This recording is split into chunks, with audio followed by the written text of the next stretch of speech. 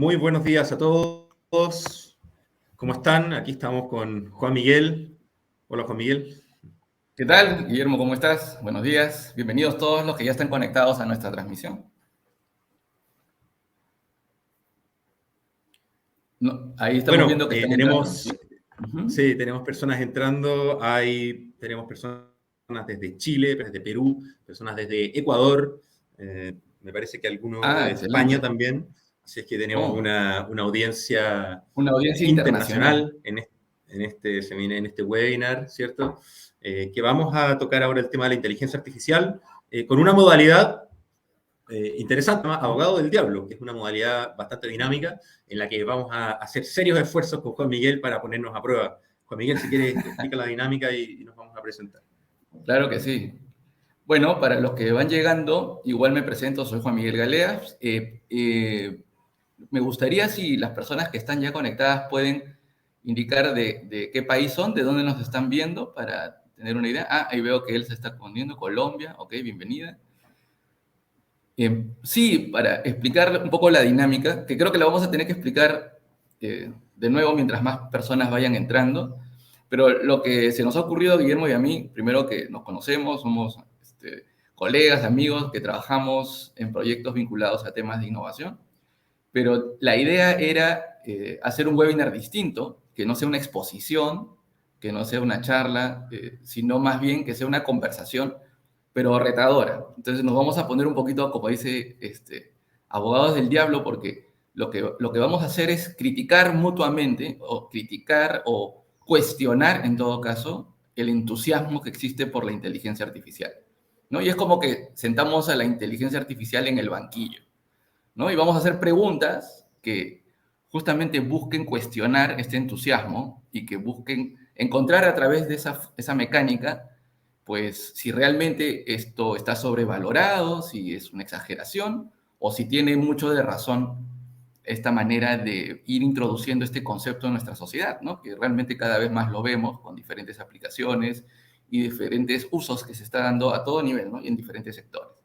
Entonces, un poco que ese es el objetivo de este webinar. Se nos ocurrió hacer algo más entretenido, hacerlo en un formato distinto. Esperemos que les guste. Si funciona, les repetiremos el formato más adelante y si no, le haremos los ajustes necesarios, como toda cosa que se innova. Así que eso es en general y los invitamos también a ustedes a que si tienen alguna pregunta o algún tipo de cuestionamiento o incluso si consideran que estamos diciendo algo errado, pues encantados de enterarnos, que lo pongan en los comentarios para nosotros ir también enriqueciendo de esta manera la conversación.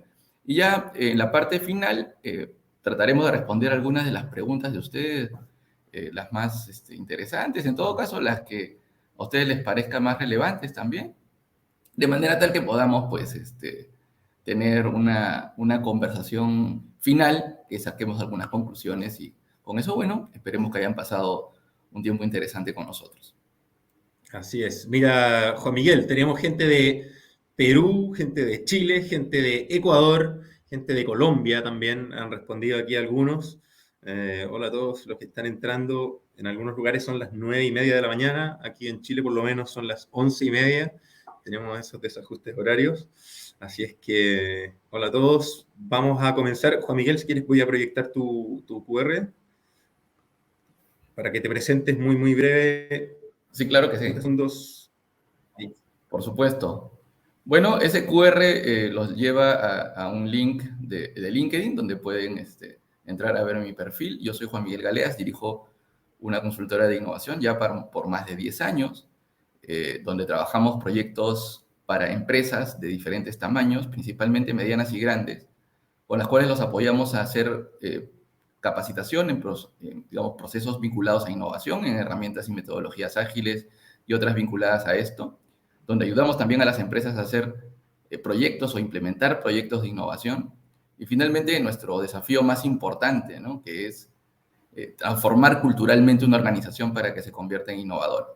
Entonces, esta experiencia de haber trabajado con múltiples empresas en estos 10 años es un poco lo que queremos comentar y aportar el día de hoy con ustedes. Y encantados de, como digo, de tenerlos en contacto y recibir sus comentarios. Y ahora los dejo con Guillermo. Gracias, Juan Miguel. Ahí está mi QR.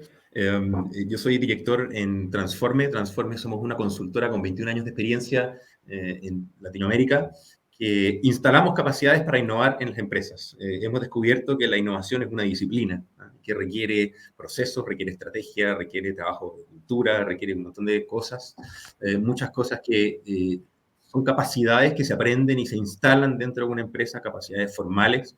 Así es que llevamos ya 21 años de experiencia haciendo eso en Latinoamérica. Y además soy profesor de inteligencia artificial en la Facultad de Economía y Negocios de la Universidad de Chile, en los programas In Company, que son programas que la universidad ofrece para empresas, básicamente, muy enfocados a eso, muy enfocados a los negocios y cómo la inteligencia artificial se puede aplicar en distintos campos y distintas disciplinas de distintas industrias. ¿Sí? Vamos a comenzar.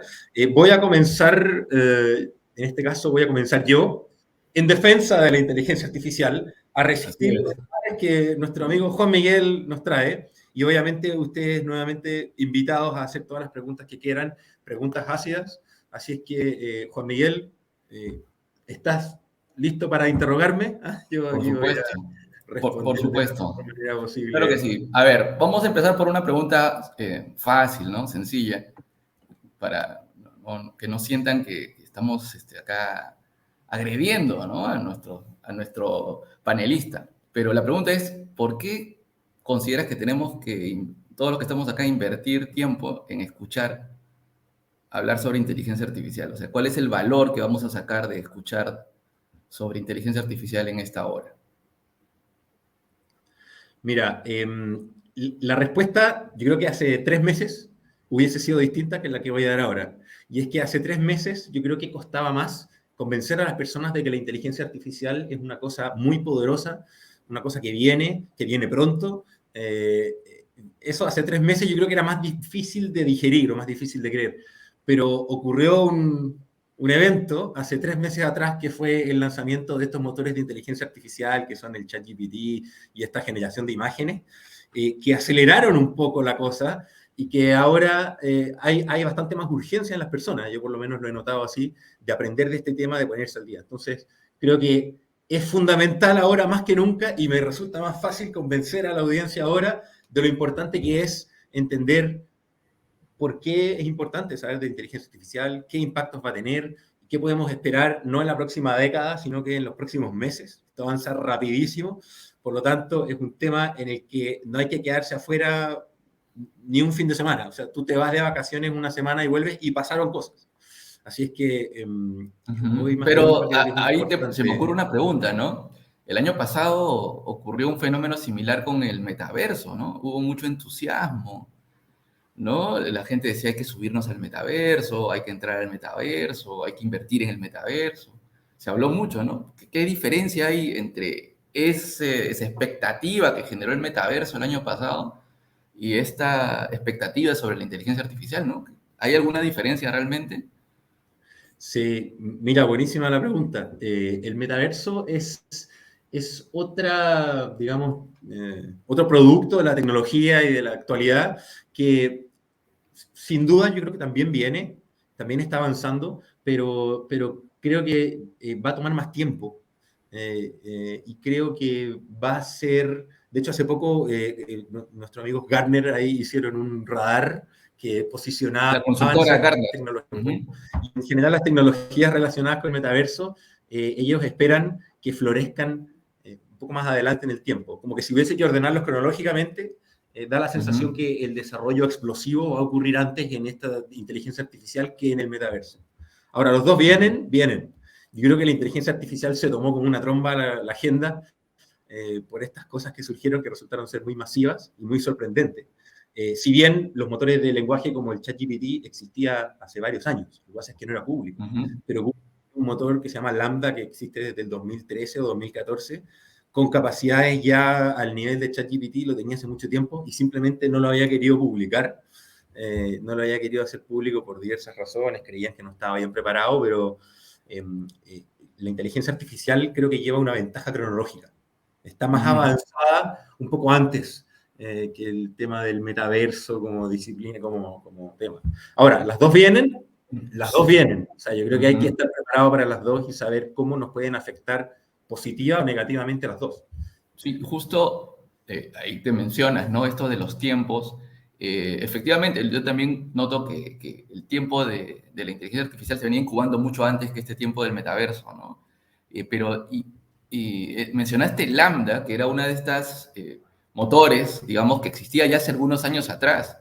Incluso, y acá te voy a plantear la siguiente pregunta, ¿no? Incluso, no sé si llegaste a escuchar esta noticia, que un ingeniero de Google llegó a convencerse, ¿no?, de que este motor tenía conciencia de sí mismo, tanto así que pidió a un abogado en Estados Unidos que converse con este motor, y el abogado tomó el caso de representarlo para realmente confirmar a nivel legal que era un ser consciente.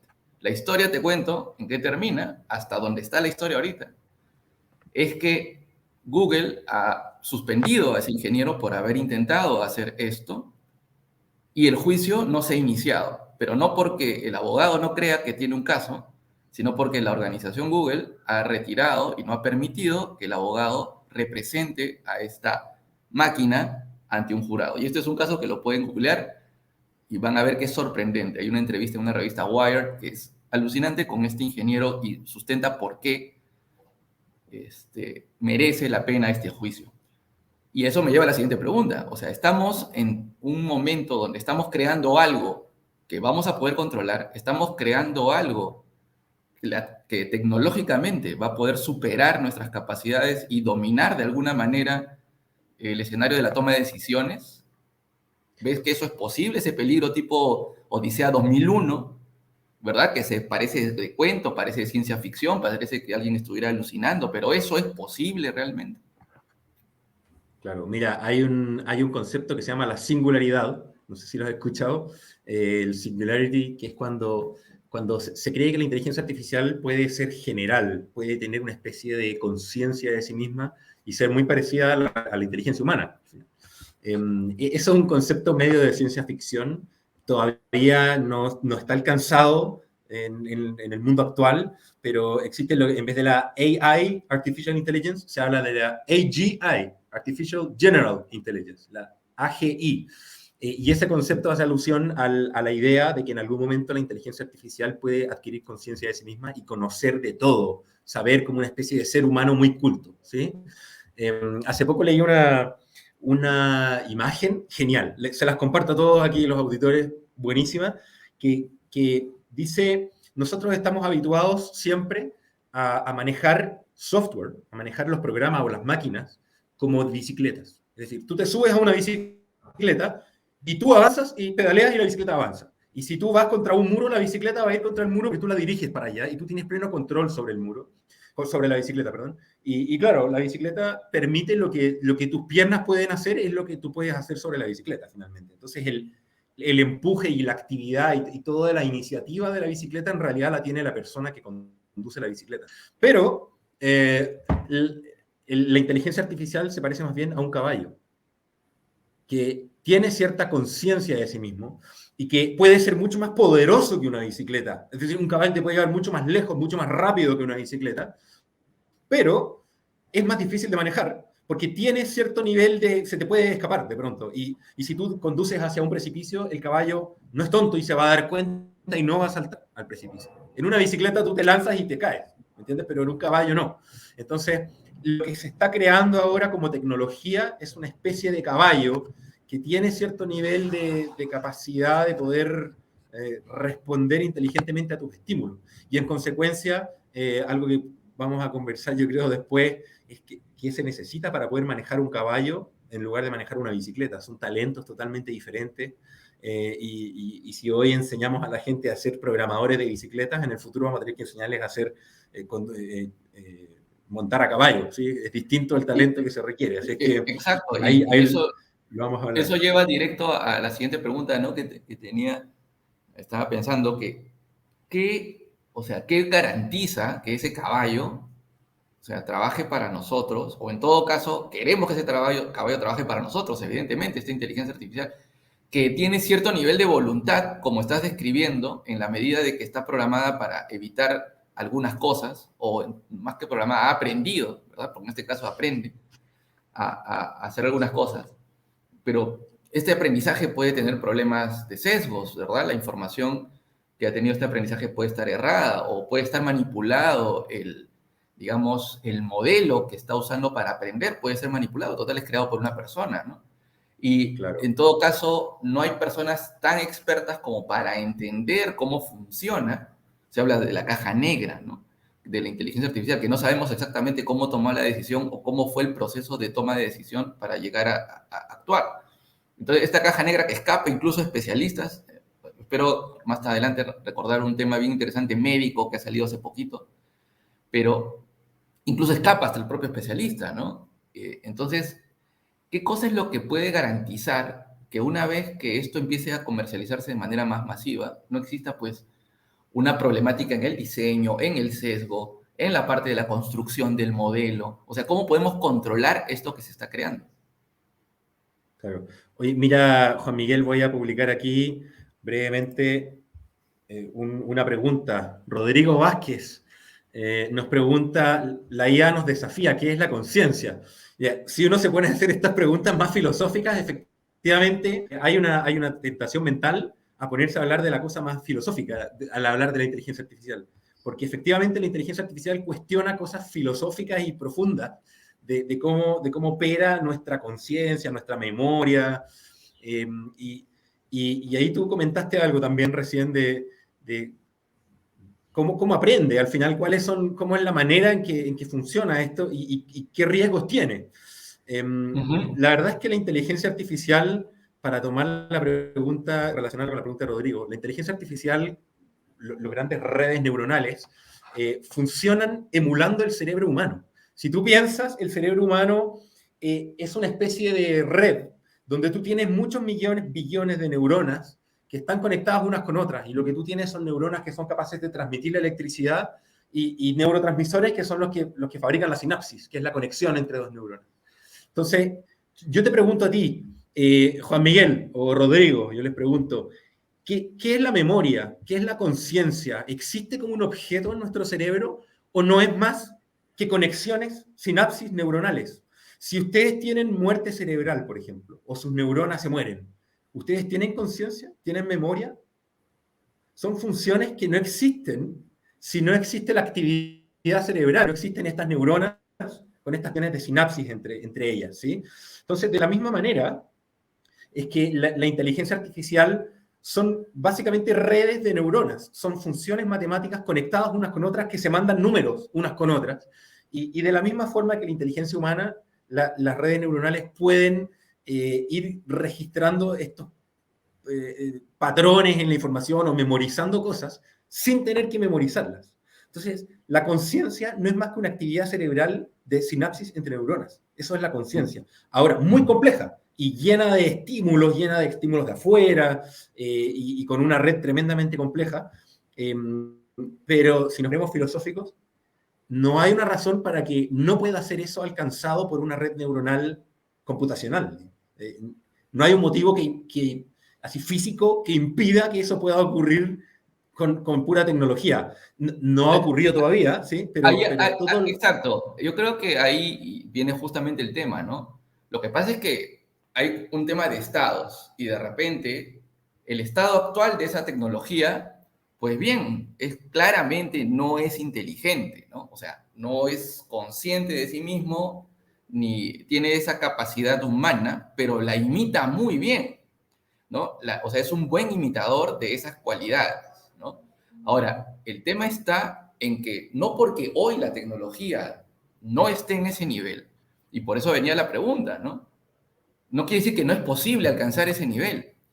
Está dentro de lo posible, y tú mencionaste el tema de la singularidad como un camino que podría llegar a alcanzarse, en el cual la máquina pueda estar al mismo nivel del humano en cuanto a su capacidad de realmente tener el nivel de inteligencia de un humano y que nosotros ya no podamos dudar de que tiene una conciencia. A Claro, pesar, como repito, claro. de Lo que el nivel interesante es cuál es tecnológico el límite actual ahí. no está Claro, en eso.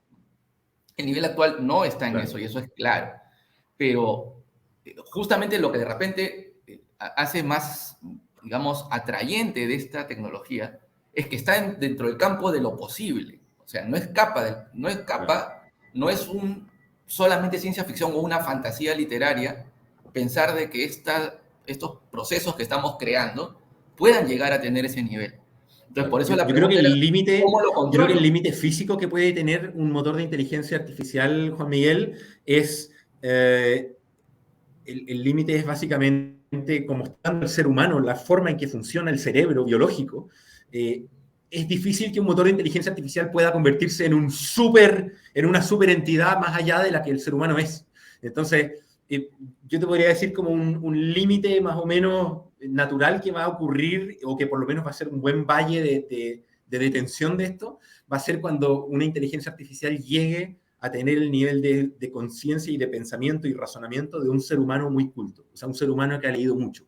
Básicamente, el motor, este famoso ChatGPT, se asemeja a una persona, a un ser humano que ha leído mucho, pero que no tiene otros sentidos ni interactúa con su entorno con los sentidos como nosotros interactuamos, cuyo aprendizaje además es estático, es en baches, en lotes, digamos, no es continuo, sino que es por tandas, ¿sí? Entonces, está entrenado con información hasta el 2021 y de ahí en adelante ha tenido estos baches, bolsas de entrenamiento nuevo, pero no está aprendiendo todo el tiempo. Como tú y yo estamos aprendiendo ahora, nosotros ahora estamos registrando esto en nuestros cerebros y todos los que asisten aquí.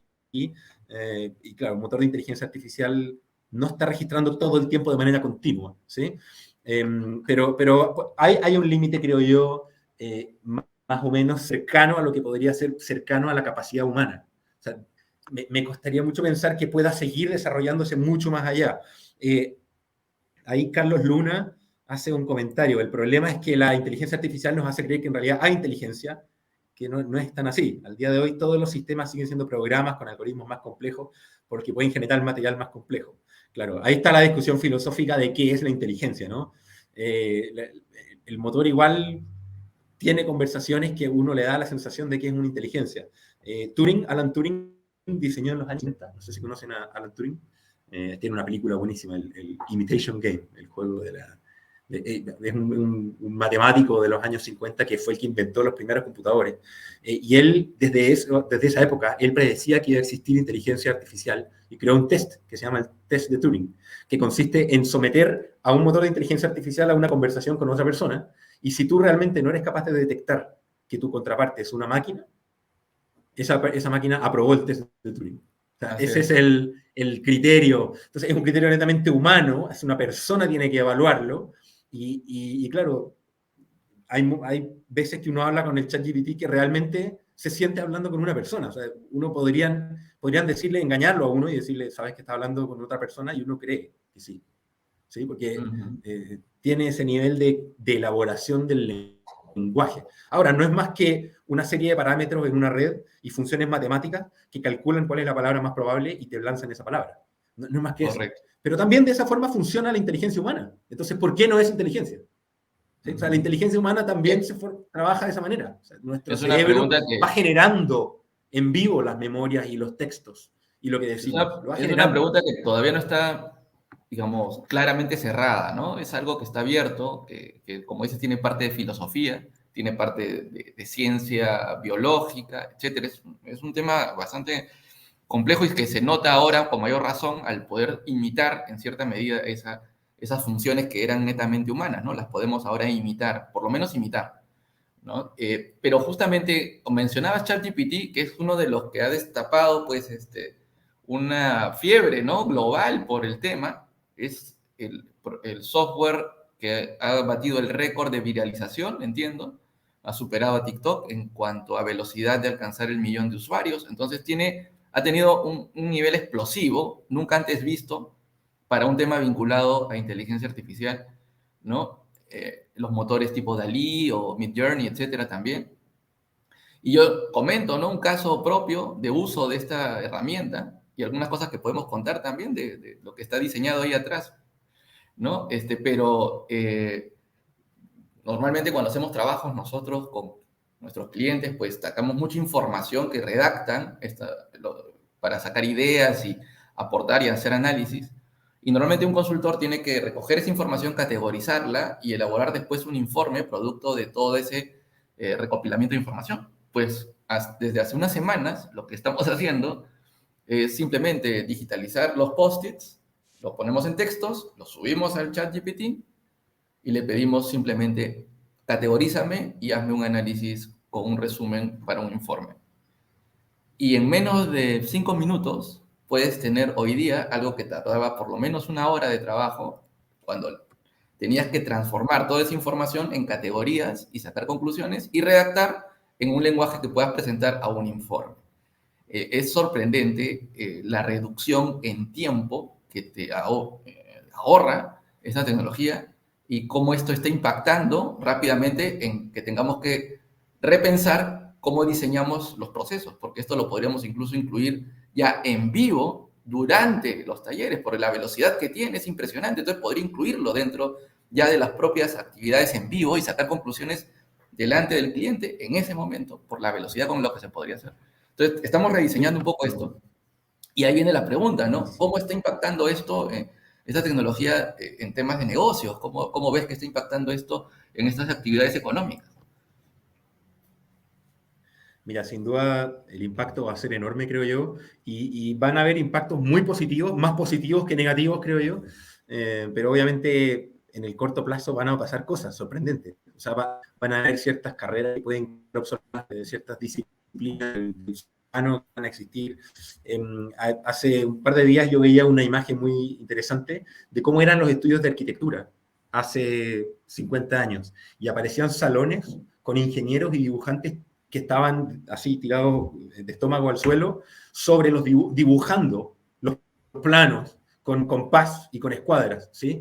Y en un estudio de abogados, de arquitectos, trabajaban 100 personas que eran todos dibujantes. Y esa profesión, con la existencia de AutoCAD y de la software CAD, desapareció esa profesión. O sea, el dibujante ahora es más bien un dibujante digital que es capaz de fabricar modelos en 3D y planos en estos programas CAD. Y claro, ese plano que antes tomaba 2 meses en construirse, ahora toma un día. Entonces, ¿es eso malo para la sociedad? ¿Quedaron dibujantes cesantes? Probablemente en el corto plazo quedaron dibujantes cesantes, pero para la sociedad en el largo plazo yo creo que nadie discute que eso es algo extremadamente bueno y positivo.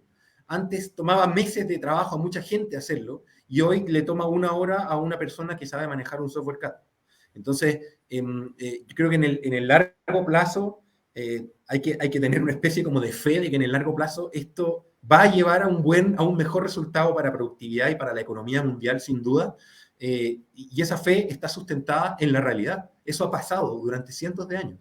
O sea, la inteligencia artificial y en sus niveles más básicos viene reemplazando trabajos y carreras y cambiando el escenario de las disciplinas del mundo desde hace mucho tiempo. Y hoy los trabajos más demandados son los trabajos relacionados con computación, que en los años 60, 70 no existían esos trabajos. Entonces, las personas que hoy tienen 60 años y que estudiaron una carrera, cuando estudiaron esas carreras, no existía la carrera de informática y de ingeniería en computación, o existía y era muy incipiente, pero hoy la mitad de los trabajos del mundo son de eso, en un lapso de una generación. Entonces, no ha pasado mucho tiempo y efectivamente cambian estos escenarios. Entonces, tenemos que estar mentalizados a que la cosa va a cambiar. Alguien pregunta por aquí, ¿cómo evitar el tema de los sesgos? Yo te quería preguntar eso después, Juan Miguel, a ti, pero ya que alguien lo comenta, creo que fue, bueno, por aquí está, no sé por aquí quién lo preguntó. Bueno, ¿cómo evitar el tema de los sesgos de la información que tiene un modelo? La verdad es que hay que pensar que un modelo de inteligencia artificial es como un niño que está aprendiendo. Entonces, si tú quieres evitar que un niño tenga comportamientos racistas en el futuro, por ejemplo, ¿qué tienes que enseñarle al niño cuando es joven? Tienes que mostrarle cómo es un comportamiento no racista, y tienes que señalarle expresamente cuando hay un comportamiento racista y decirle, mira, eso en verdad es racista, no lo hagas. ¿Me entiendes? Y el niño va aprendiendo eso. Entonces, si tú lo entrenas, tú tienes que ser muy inteligente con cómo lo entrenas, ¿sí? Y si tú le metes basura, te va a entregar basura, un motor de inteligencia artificial. Tal como si un niño tú lo maleducas el niño va a tener malos comportamientos en el futuro, ¿sí? Por eso hay que verlo casi como si fuera una persona, si no lo veo yo, me da esa conciencia de que hay que verlo como, hay que tratarlo como un niño y tampoco esperar que sea extremadamente inteligente, porque si tú no le enseñas, no va a aprender solo. Él necesita estímulos y personas que le digan que sí y que no, ¿sí? Hay algunos que piensan ya de manera más apocalíptica que puede haber una segunda generación de motores de inteligencia artificial que son entrenados por los motores de inteligencia artificial actual y ya como que autosubsiste la inteligencia artificial por sí sola, ¿sí? De hecho, eso ya existe. Existen motores de inteligencia artificial que han sido entrenados por otros motores de inteligencia artificial. Entonces, si tú haces mal el primer trabajo, se traspasa para abajo todo el problema. Entonces, si tú le enseñaste datos o le enseñaste información con sesgos al modelo, y si es que en el futuro ocurre que ese modelo lo usas para enseñarle a otros modelos, se empieza a multiplicar ese problema, ¿sí?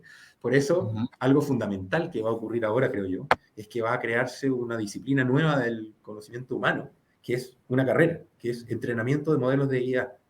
Y ya existen cursos o diplomados de ese nivel, por lo menos, pero van a haber gente que se va a dedicar a eso, a entrenar modelos de IA y a ofrecer totalmente entrenamiento totalmente limpio, digamos, sin sesgos de ningún tipo. O sea, no me cabe duda que eso puede ser una disciplina de negocio en el futuro. O sea, hay gente que se va a dedicar a entrenar modelos de inteligencia artificial como un negocio. Es como, tal como tú entrenas, como un profesor que enseña a montar a caballo a los alumnos. De la misma forma, puede haber un profesor que le va a enseñar a los motores y practicar cosas. Es ser una carrera nueva, una disciplina que, lo mismo el prompt engineer, que ya existe ese cargo publicado.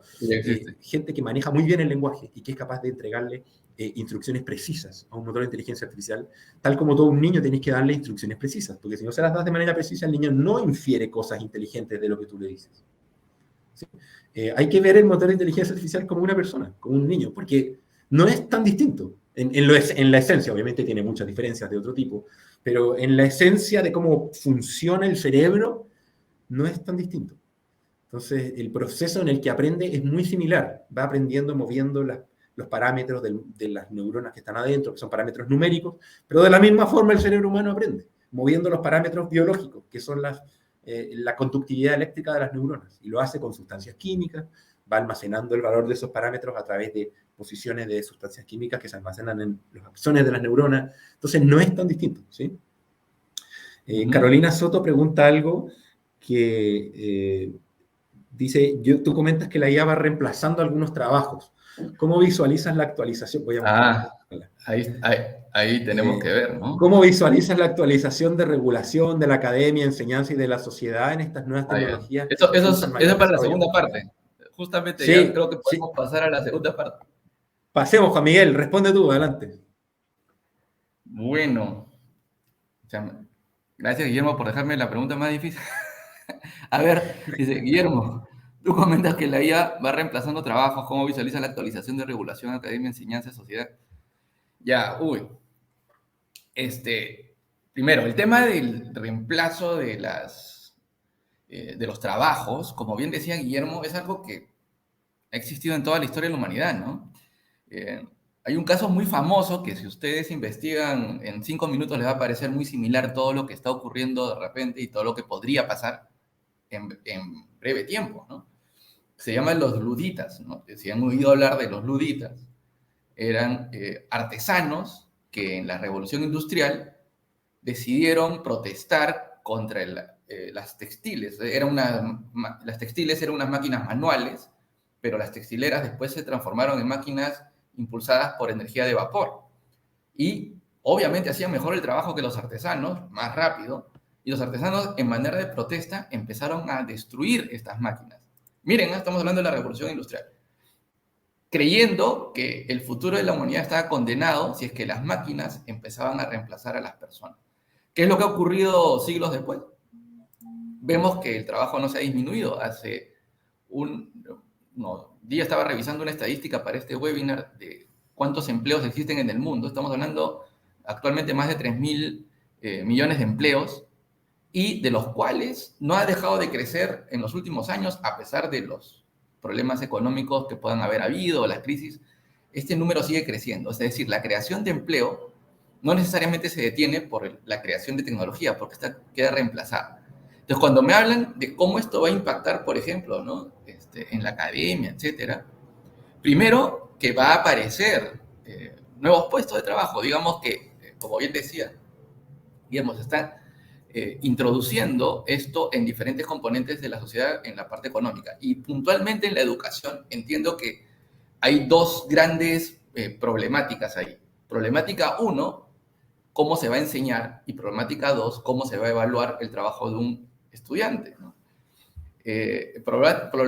Entiendo que la pregunta va más a la problemática 2, cómo se va a evaluar la autenticidad, la originalidad que realmente el estudiante está aprendiendo, debido a que ahora tiene acceso a tecnología que puede imitar fácilmente que lo hubiera hecho él, es decir, un plagio muy sofisticado que se está dando, ¿no? En las escuelas, en los colegios, cómo se está desarrollando. Y bueno, la solución de corto plazo que ha salido, probablemente hayan leído las noticias, es que la propia organización, en este caso OpenAI, ha lanzado un detector del chatbot, es decir, un detector que te pueda avisar que el texto ha sido redactado por un chatbot.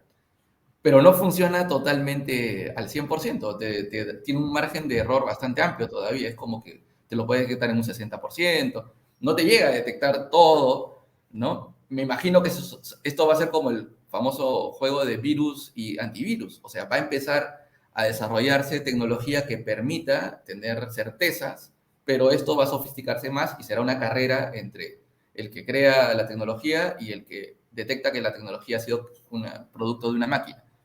Va a ser un escenario, vamos a tener que convivir con eso, ¿no? Es un nuevo riesgo que ha aparecido, un nuevo riesgo real, ¿no? Para, digamos, la calidad académica o para la originalidad académica, por último. Sin embargo, dicho esto, también es cierto que ya hace no mucho tiempo, hablemos un par de meses, ya existen papers, o sea, estos artículos científicos, que declaran dentro de los autores, a ver, tiene parte de contenido generado por estos motores, inclusive ChatGPT se menciona como uno de los motores que han usado para redactar el paper, y ha sido admitido.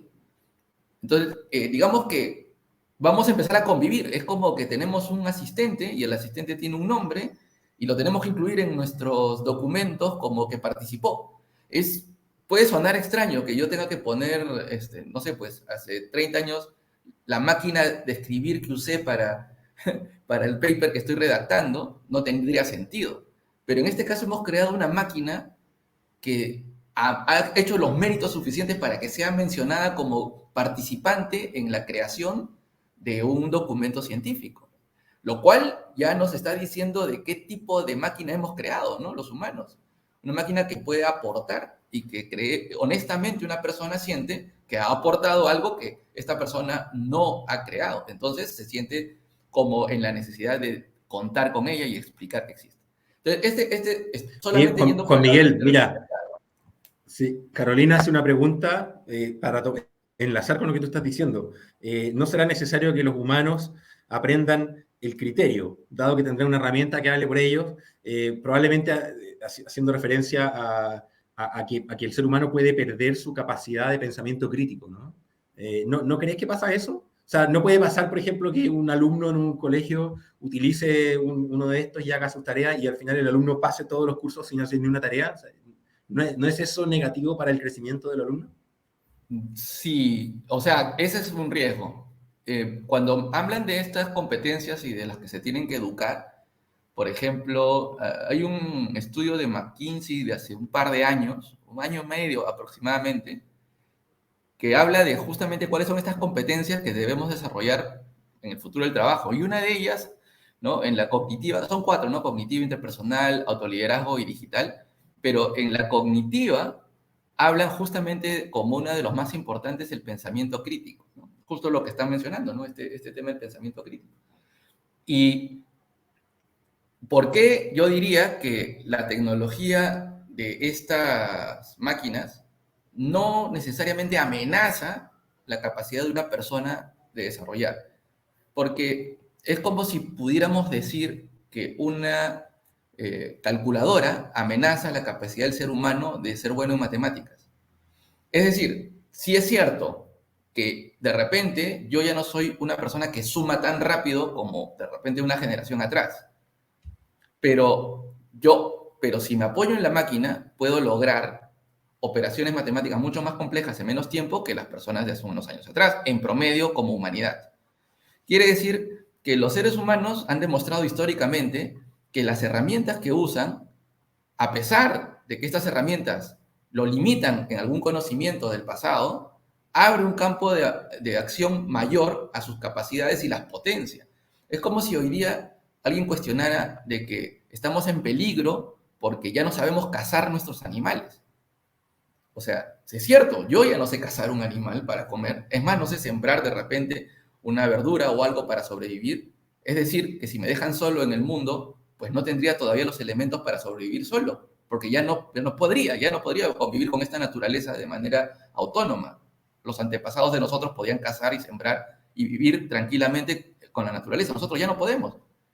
Pero eso no significa que haya habido una destrucción de nuestras capacidades. Al contrario, se han potenciado otras distintas, pero eso es probablemente lo que ocurra. Y con el pensamiento crítico, en el caso puntual, yo creo que el pensamiento crítico no necesariamente necesita que tú desarrolles por ti mismo el contenido, sino lo que necesita es que tengas la capacidad de discernir la calidad de dicho contenido.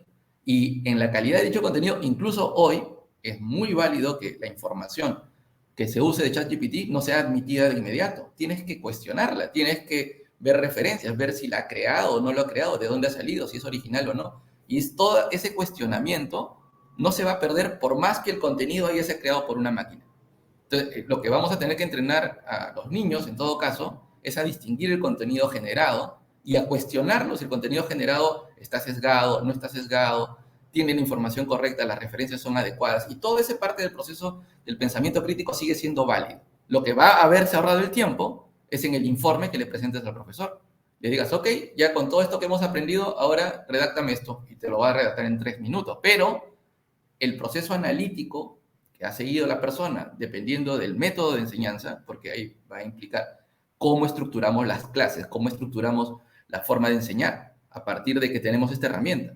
Tú no puedes luchar contra el celular en la clase, lo tienes que incorporar a la clase. Yo, por ejemplo, cuando enseñaba en pregrado, muchos chicos usaban el celular. Entonces yo le digo, ¿sabes qué? Ustedes, yo no les voy a prohibir usar el celular, lo pueden usar toda la clase, pero ¿sabes qué? Ahora, a partir de ahora, me empiezan a buscar esto, y me encuentran esto y me dicen que hay, y me comparan 4 artículos en internet ahorita y me comparan y me dicen, o sea, paraban en el celular todo el rato, pero estudiando. ¿No? Ya no podían chatear entre ellos porque los tenía usando el celular todo el tiempo. Entonces, yo creo que los maestros, los docentes, tienen que entender cómo esto está cambiando su dinámica del aula y cómo van a poder ellos aplicar esto como parte de las herramientas didácticas para la enseñanza. Van a tener que incorporarlo como una herramienta más. Entonces, por eso decía que el problema en la educación tiene 2 lados, ¿no? La originalidad por el lado del estudiante, pero cómo incorporamos esto en la docencia, ¿no? Por ahí creo que hay algunas cosas que podríamos ir comentando al respecto. Exacto. Oye, mira, te hago otra pregunta. Ralfo Mansur dice sobre el riesgo de que la inteligencia artificial empiece a tomar decisiones humanas trascendentes, como definir el futuro de relaciones humanas, que de por sí son imperfectas. Y hay otros tipos de decisiones que podrían llegar a tomar. Carlos Luna menciona, por ejemplo, voy a ocultar y Carlos Luna menciona, por ejemplo, inteligencia artificial que tome decisiones como el tema de los misiles, por ejemplo, las armas. Entonces, tú dices, ¿qué va a pasar? ¿Qué puede pasar? ¿Qué te imaginas tú que va a ocurrir con ciertos dilemas éticos o morales que hay detrás de que ciertas soluciones de inteligencia artificial tomen decisiones que ya afecten a las personas?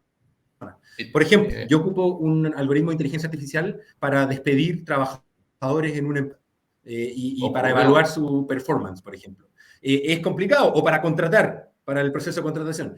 Yéndonos a algo más complicado, ¿qué pasa si el dron militar que menciona Carlos se equivoca y toma una decisión errónea de dispararle a un objetivo que no era el correcto? ¿Quién es el culpable de eso? ¿El desarrollador del motor? ¿El usuario que estaba usando? ¿El desarrollador del hardware? ¿Quién va a ser? ¿Quién es el culpable de las decisiones que comiencen a tomar, por ejemplo, si se comete algún delito? ¿Me entiendes? O sea, ¿qué puede pasar en ese caso? Y otra pregunta adyacente, ¿qué pasa con el copyright? ¿Yo puedo mencionar como autor a ChatGPT en una cosa, tengo que pagarle por, si el Midjourney me hace una foto, le tengo que pagar por la foto a quién. O sea, ¿qué pasa si yo comercializo esa foto? Totalmente. Esas son preguntas que parecen preguntas sacadas de un libro de ciencia ficción, pero son preguntas que se están haciendo actualmente a diferentes niveles, ¿no? Desde la Organización Mundial de Propiedad Intelectual, los sistemas legislativos de muchos países están trabajando, en la Unión Europea están proponiendo un nuevo reglamento sobre estos temas. Es bien amplio el debate y es muy actual este debate, parece de ciencia ficción, como digo, solamente una pequeña anécdota, hace 4 o 5, un poquito más de repente, 5 o 6 años atrás, se estaba discutiendo en el Parlamento Europeo que cualquier máquina que tenga componente de inteligencia artificial tenga un botón manual para poder apagarse en caso sea necesario. O sea, era como que estaba reglamentándose que tenga un interruptor para poder apagar cualquier máquina que esté conectada con un sistema de decisión autónomo. O sea, ese es el nivel en el que está el tema, ¿no? Y vamos a tratar de descomponerlo en algunas partes porque es un tema bastante complejo. Hablemos de la parte ética y de la parte más científica. Recordemos todos que la ética es parte de la filosofía, no es ciencia, ¿sí? Es un conjunto subjetivo de pautas que nos ponemos de acuerdo y que podemos llamar el bien y el mal. Entonces, meterse en temas éticos es muy complejo porque cada uno tiene su sistema de valores y decir que está bien y que está mal no es tan sencillo. Y en la parte más científica, que trata de apoyarse un poco el sistema legal, etcétera, hay algunas cosas que han ocurrido que podrían darnos algunas pistas de hacia dónde está yendo. Hace unos años atrás, no sé si recordarán que hubo el caso de que un auto Tesla atropelló a una persona y empezaron a ver quién es el responsable de este atropello. Y en principio no se actuó contra la compañía, pero hace poco tiempo, no mucho, el año pasado, salió la noticia que ya los, digamos, fiscales norteamericanos estaban haciéndole juicio al dueño del Tesla, no a la empresa Tesla. Lo estaban acusando de asesinato, ¿cómo se llama? Culposo, creo que se llama, cuando no es intencional, cuando fue sin querer. Y esto está abriendo un precedente interesante. Esto está ocurriendo en Estados Unidos en estos meses, en Los Ángeles. Está empezando a hacerse responsable el dueño formal del bien. Es como cuando posees un objeto peligroso, ¿no? El responsable es el dueño de ese bien, independientemente que el algoritmo no lo hayas creado tú, pero es tuyo. Así que tú eres responsable de lo que pase con ese bien. Eso parece que es uno de los principios que están empezando a aparecer en el derecho. Otro lado que estaba leyendo era sobre una propuesta que algunas universidades en Israel estaban haciendo, que dice que no es tan simple y que tiene que verse lo que le llaman la red del accidente, o sea, el network del accidente, así le llaman. Quiere decir que pueden llegar a determinar cuál es el impacto de responsabilidad de toda la red de personas que han tomado decisiones para que ese algoritmo esté funcionando de esa manera. Bueno, suena, ¿no?, más justo, entre comillas. Sin embargo, su aplicación, pues, probablemente implique que una máquina de inteligencia artificial haga el network y saque la conclusión, porque no veo que un humano pueda hacer un network Sí, tan está complejo. complicado. Está complicado, Claro. ¿no? Pero, digamos, el hecho es que ese es otro punto. En el caso de la Unión Europea, leía que lo que están haciendo ahí es hacer un reglamento en el cual tenga que haber una lista extensiva de usos de la inteligencia artificial que sean potencialmente peligrosos o dañinos. Y que las compañías que creen o gestionen o fabriquen productos que están en esa lista, tienen que hacerse responsables por las consecuencias. Ese es un reglamento que se está proponiendo. Entonces, como ven, en el mundo todavía no están decididos hacia dónde va. Eso es un tema en absoluta discusión actualmente. No hay una certeza, no hay una conclusión. Yo diría que la ética del software de inteligencia artificial está amarrada a la ética de las personas que lo entrenaron. O sea, lo que es bien y mal para una persona que lo entrena, pues termina siendo bien y mal para la máquina que fue entrenada, ¿no? Hasta que la máquina, pues, le entrenen a entrenarse a sí misma con la información que pueda tener acceso y saque sus propias conclusiones sobre la información que pueda acceder libremente. Pero entiendo que eso no está pasando, que son por batch, justamente para que la máquina pueda ser controlable en el diseño de sus resultados, porque si le das la libertad a la máquina, infórmate por ti misma y saca tus propias conclusiones de lo que tú puedas explorar por la internet, por ejemplo, entonces ya va a ser muy difícil que yo sepa exactamente cuáles son sus sesgos. Pero si yo los estoy creando a la hora de yo aplicar la ética mía o como organización, o como yo como persona, en la máquina, pues va a recoger mis patrones. Y posiblemente eso también tiene que ver con los sesgos que esta tecnología está generando, ¿no? En algunas de las respuestas que hemos visto, sobre todo en los primeros años del Internet, ¿no? De la aplicación de esta tecnología de inteligencia artificial que ha estado aplicándose en temas más abiertos, ¿no? Se ha visto sesgos que han tenido que corregir. Incluso ahorita entiendo que han tenido que retroceder un poco con el conversador de Microsoft que se había unido a GPT, porque estaba dando respuestas emotivas muy fuertes, ¿no? Se estaba peleando con la persona a la que le estaba haciendo preguntas, se estaba enamorando de la persona a la que le había hecho preguntas. No es ciencia ficción, estamos hablando de cosas que han ocurrido hace 2 semanas. ¿Eh? Ustedes googleen y vean lo que está pasando con el motor de Microsoft, o esta vez que han hecho esta alianza con ChatGPT, que está discutiéndole a las personas que le preguntan cosas, está peleándose con ellas, está tratando de enamorarlas. Es increíble, pero uno diría, pues esta máquina está loca. Pues no sé, porque en realidad locura, ¿qué es locura? ¿No? Ya empezamos a cuestionarnos. O sea, es un ser que estamos creando una lógica matemática que imita mucho al humano, tanto que a veces imita también sus defectos, ¿no? Es sorprendente. En Oye, conclusión, te voy a hacer una última sí. pregunta y un comentario que estaban aquí escribiendo algunos asistentes. Carlos Luna, lo voy a poner acá, un comentario notable. Es un niño de 3 años que habla como un adulto de 45 y queremos darle trabajo por eso.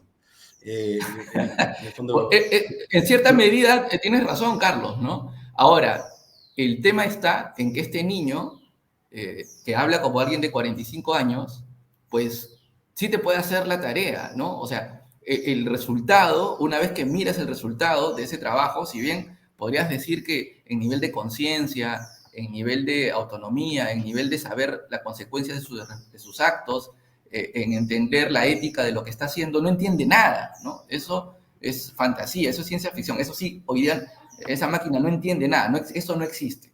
Sin embargo, la imitación, el remedo, lo que parece, ¿verdad? Ante los ojos de un humano, la ilusión que genera, imaginémonos una ilusión óptica, sabemos que no es la realidad, pero para el humano sí es una realidad. Y si encima los humanos no sabemos cómo funciona esa ilusión óptica, podemos creer que es real, como por ejemplo un oasis en un desierto. Si tú no sabes la teoría, pues vas a creer que el oasis está ahí. Y es lo que está pasando con esta máquina. Está imitando tan bien las cosas, los procesos mentales del ser humano, que es muy fácil para un humano pensar que realmente esa información que está saliendo de ahí es verdadera. Y no solo eso, sino que además cuando tú investigas si la información que sale de ahí es o no es fidedigna, resulta que sí. Entonces empiezas a convencerte de que es creíble lo que está pasando ahí adentro, y le empiezas a generar más confianza. Que es lo que me está ocurriendo a mí con muchos de los trabajos que estamos haciendo. Estoy cada vez más dependiendo del resultado, evaluando evidentemente, pero cada vez tengo más confianza que lo que me está diciendo pues tiene sentido. Es más, les contamos como anécdota, para que sepan un poco las trasbambalinas, cuando estábamos conversando de armar este webinar, pues Guillermo y yo nos reunimos con ChatGPT al costado para ver, a ver cómo reaccionaba o cómo preguntaba o qué preguntas le parecía interesante, qué podría ser interesante para la gente.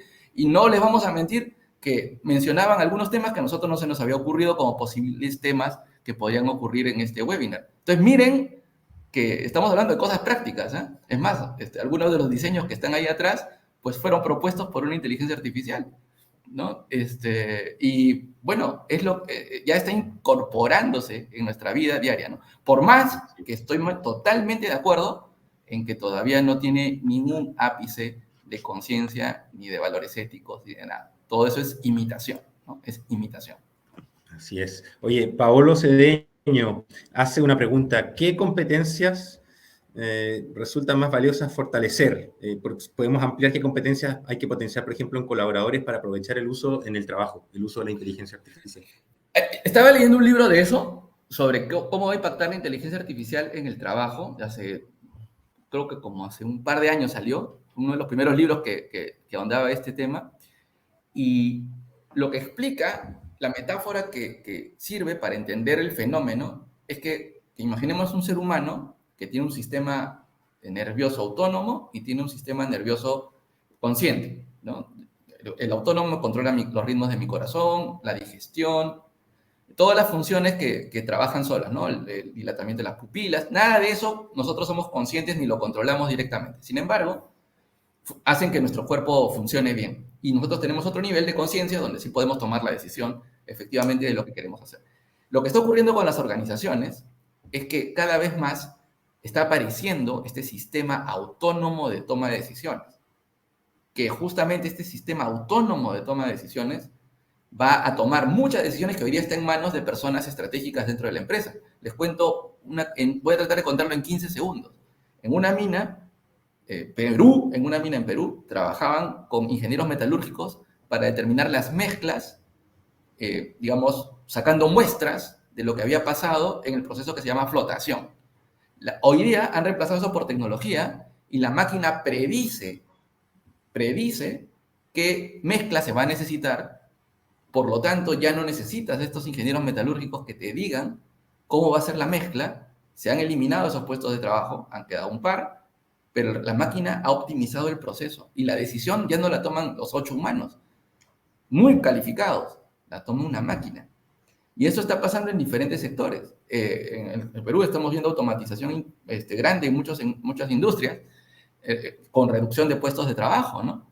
Pero la persona que quiera convivir con esto, lo que va a tener que hacer es tener una capacidad enorme de adaptarse a nuevas tareas. ¿Qué nuevas tareas? Lo que le llaman el famoso perfil PI o perfil Pi. Tú tienes tu especialidad principal, la que aprendiste de toda la vida. Tienes un conocimiento amplio de todo, más o menos, no con mucha profundidad, pero entiendes un poco de todo. Eso se llama el perfil T, ¿sí? Que es famoso, el perfil T. Pero el perfil PI significa que ahora agarras una pata más, el Pi, ¿no?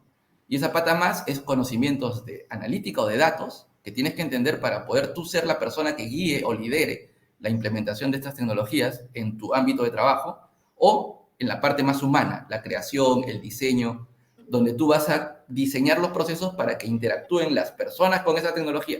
Entonces tienes el aspecto del uso del dato y el aspecto de la interacción de la persona con la nueva tecnología. Esas dos competencias puedes sumarlas a tu actual especialidad y eso en cierta medida te defienden para que tú puedas ser una de las personas seleccionadas que se quede en el proceso de modificación de las tareas en esa organización. Y esto que estamos conversando ahorita suena lejano. El horizonte de tiempo es muy corto. Estaba leyendo que el Foro Económico Mundial estima que se van a eliminar aproximadamente 85 millones de puestos de trabajo en los próximos 5 años, producto de la automatización. 85 millones de puestos de trabajo producto de la automatización. Sin embargo, se van a crear 97 millones de puestos de trabajo nuevos. Pero de ellos, la gran mayoría, el 85%, todavía no han sido creados. Es decir, van a crearse nuevos puestos de trabajo en los próximos años. El que obviamente existe ese positivo de creación de puestos de trabajo, no es porque las personas actuales van a seguir haciendo lo que hacen, sino porque van a haber aprendido nuevas tareas para hacer. Yo siempre digo, la tecnología no reemplaza a las personas, la tecnología reemplaza a las tareas, ¿no? El problema está si una persona sabe una sola tarea y se niega a aprender otra. Entonces tenemos que volvernos personas absolutamente flexibles y que nos podamos adaptar a las nuevas tareas que nos encarguen, ¿no? Y las nuevas funciones que nosotros mismos, si somos emprendedores, nosotros mismos nos creemos, ¿no? En el caso de los emprendedores, eso también es muy válido. Perfecto. Buenísimo. Y si yo, la verdad, en mi opinión, algo que yo haría de inmediato es sentar a la mayor cantidad de gente posible a hablar con ChatGPT lo más que puedan y que se vuelvan expertos en el prompt, en cómo hablarle a un modelo de lenguaje de inteligencia artificial, de manera que después sientan la tentación de resolver las preguntas con ese motor y ganen tiempo, ganen productividad. O sea, al final, esa es una herramienta que aún hoy por hoy está en proceso de desplegarse y hay que aprovecharlo desde ya de la manera más simple posible, que es simplemente usarlo para tu trabajo. O sea, nosotros aquí, como dijo Juan Miguel, nos sentamos con ChatGPT, era uno más en la reunión, ¿entiendes?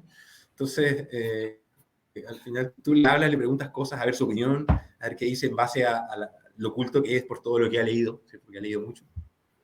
Pero efectivamente, sin duda, el prompting, la capacidad de manejo del lenguaje preciso, es algo que es muy útil para el uso de la inteligencia artificial. Es saber utilizar bien el lenguaje. Y eso es un talento que se puede desarrollar. O sea, hay que sentar a la gente, hablarle a la máquina y obtener, y desafiar a la gente. Trata de obtener este resultado, esta respuesta. Y si la gente lo logra es porque está haciendo un buen prompt. Y hacer un buen prompt no es tan fácil. De hecho, a mí me ha sorprendido lo difícil que es hacer un buen prompt o obtener el resultado que tú buscas de la inteligencia artificial. Sí. Y me ha pasado con la generación de imágenes.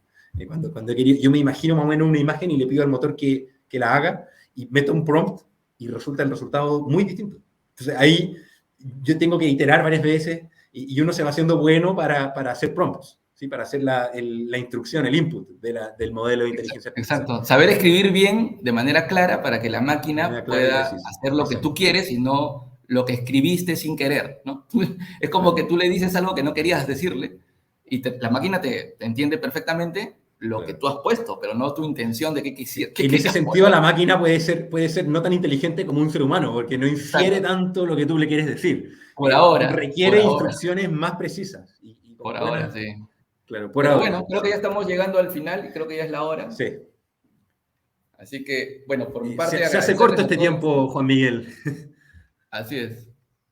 Se hace corto. Eh, ¿se, Bueno, quedamos ¿Ya se entonces a cortó? la disposición de todos los auditores. Muchas gracias por asistir a esta conversación. Yo creo que vamos a hacer otras más en el futuro, así es que estén atentos. Voy a Escríbanos, por agregar favor. aquí. Escríbanos, por favor, si desean Sí, más de estas charlas de diferentes temas. Encantados. así es. Vamos, déjame ver si puedo agregar aquí. No, no me deja agregar los dos. Bueno, ese que ven aquí es el QR de Guillermo, el mío. LinkedIn, por si quedamos a su servicio, nos quieren contactar para cualquier cosa. Este tema es interesante para hablarlo hasta con una cerveza el viernes en la noche. Es un tema entretenido de conversar, dan ganas de seguir conversando, pero lamentablemente el tiempo pasa, es viernes, es día hábil, así es que hay que volver al trabajo. Gracias a todos. Voy a publicar ahora rapidito el QR de Juan Miguel. Muchas gracias por su asistencia. Gracias a todos por las preguntas. Ahí comenta Rodrigo, soy un poco menos ignorante ahora, creo. Esperamos que haya sido provechoso para todos y que hayan disfrutado esta conversación. Y gracias a todos los que hicieron preguntas y comentarios. Muy bueno. Gracias a todos. Gracias a todos. Chao, chao. Adiós. Saludos.